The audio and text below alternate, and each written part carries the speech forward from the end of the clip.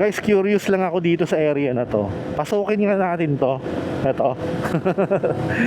hindi curious ako dito eh. Ito pala to. Ayun guys, oh. Yeah. Ito pala yan, ang laki niyang ano, iskinita na puro graffiti. Wow, ang ganda nito. Ang ganda nito. Second time ko to dito. Yung first time ko maulan eh, kaya hindi ko masyado nakita eh.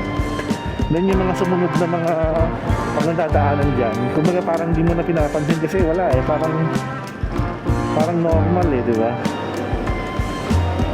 Ang laki ng kinain ng ano niya, ng liko niya.